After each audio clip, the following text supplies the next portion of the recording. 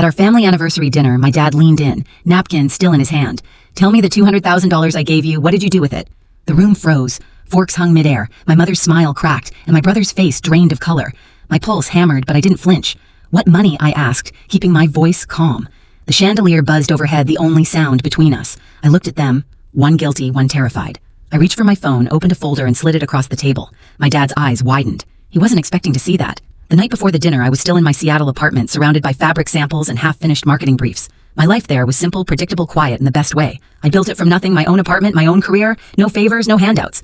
Maybe that's why my father, Robert Bennett, always said I reminded him of himself. He ran a small construction business in Portland, and every time we spoke, he ended the call with, "I'm proud of you, Lucy." He never said that to my brother. Jason Bennett was the golden child that never quite shined. 3 years older, charming, ambitious, but reckless. He burned through every business loan and still managed to land on his feet because our mother Elaine always caught him. Growing up, she called him my boy with big dreams. I was the responsible one, which really meant the one who cleaned up the mess. When Jason called a week ago, his voice was soft, too careful.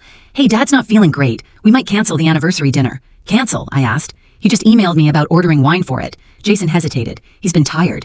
I just think it's best if you don't come this time." The line went quiet after that. It didn't sit right. My father's 60th and 40th anniversary party, something he'd planned for months, wasn't something he'd skip without calling me himself. So I called him.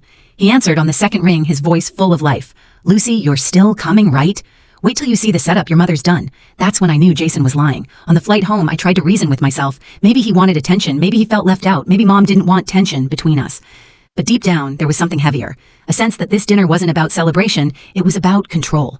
When I arrived in Portland, the Bennett house looked exactly the same. Clean white siding, trimmed hedges, the smell of pine candles my mother always lit before guests arrived. She greeted me with a perfect smile and a hug that felt rehearsed. Jason appeared behind her, grinning too wide.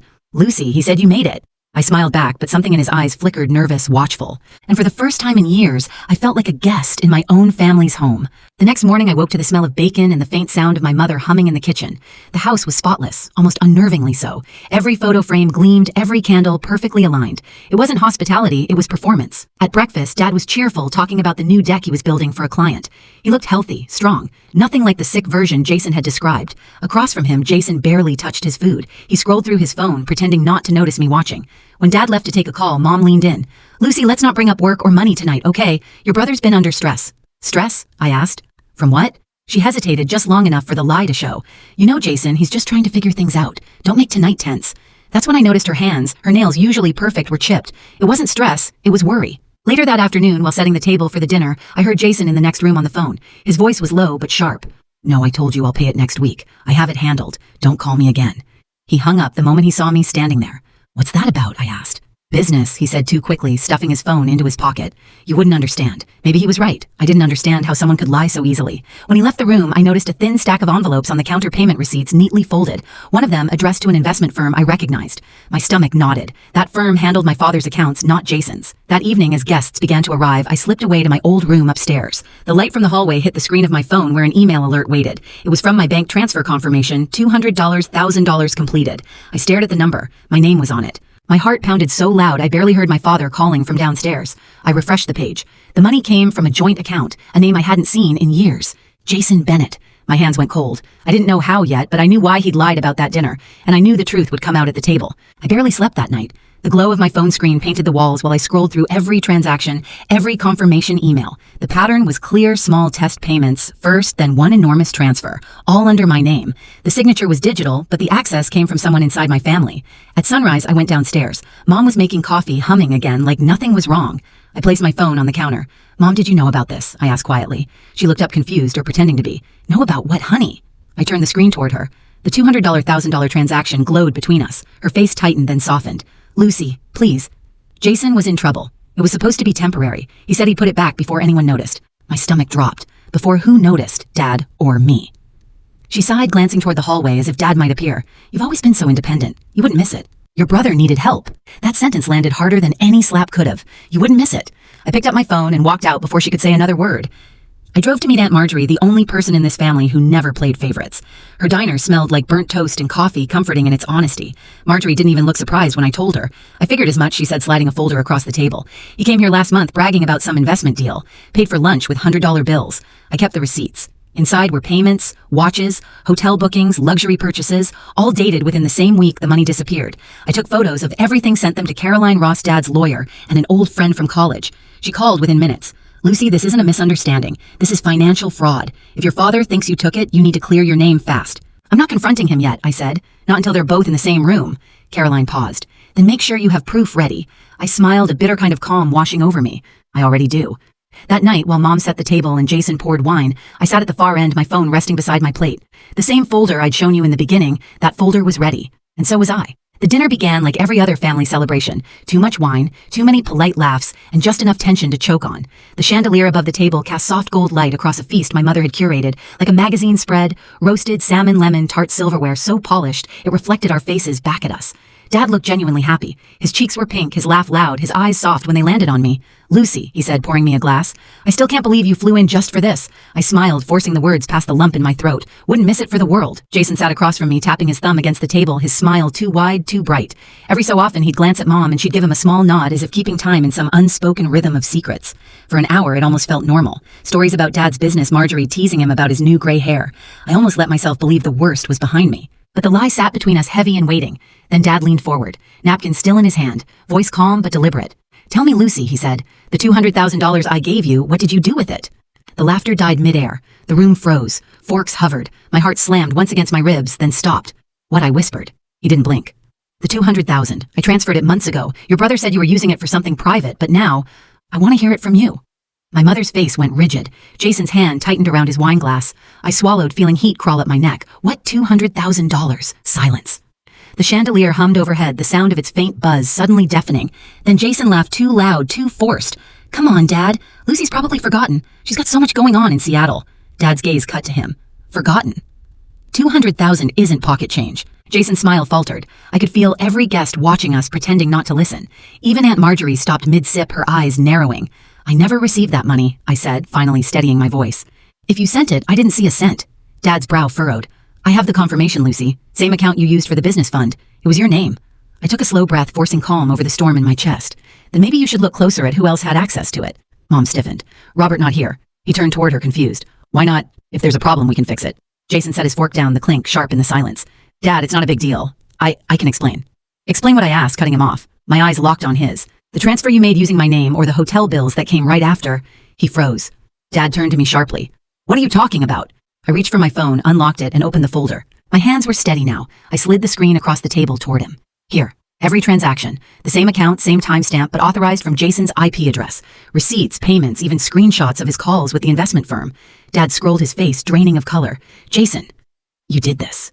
Jason's voice cracked. Dad, please, it's not what you think. I borrowed it. I was going to pay it back. Borrowed. My father's voice rose sharp and cold. You forged your sister's access and stole her money. Mom shot up from her chair. Robert, stop yelling. He made a mistake. A mistake, Dad snapped.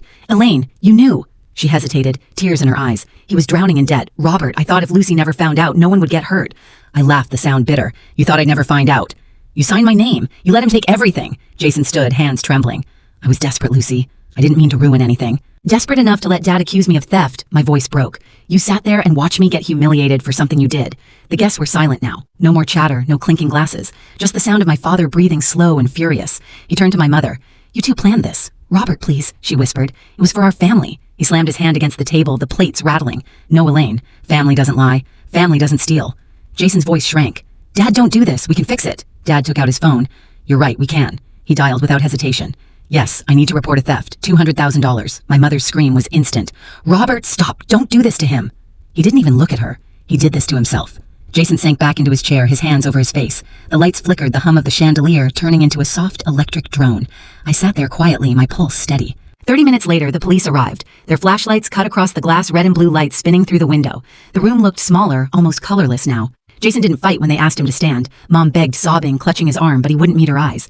Dad signed the statement without a word. When he looked at me, there was no pride this time, just heartbreak. Lucy, he said, voice rough, I'm sorry. I shook my head. You believed what they told you. You had every reason to. He reached for my hand, but I pulled away gently. You wanted to know what I did with your money, I said. I protected it from them. The officers led Jason out. Mom followed, shouting promises that no one believed anymore.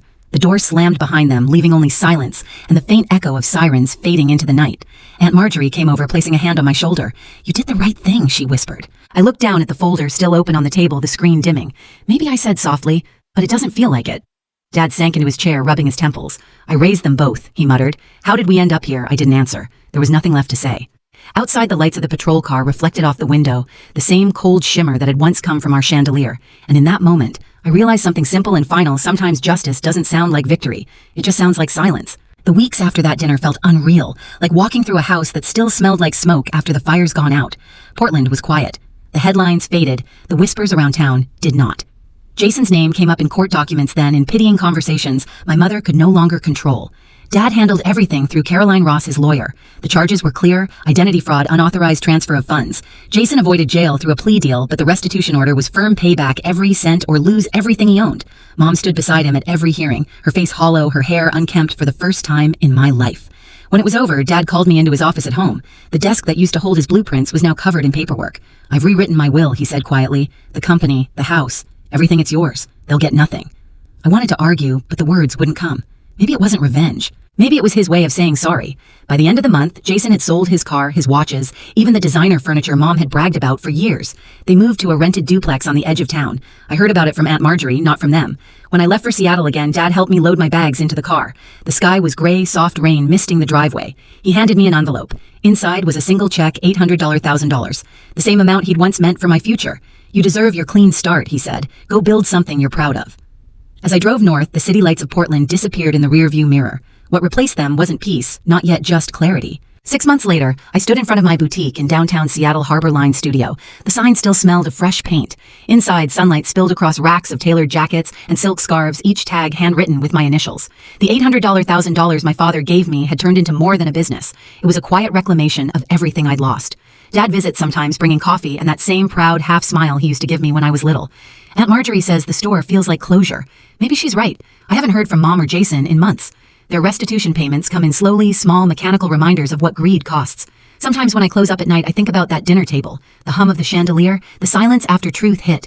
Betrayal doesn't always destroy you. Sometimes it sharpens you. If you've ever had to defend your name against your own family, tell me your story in the comments. You're not alone.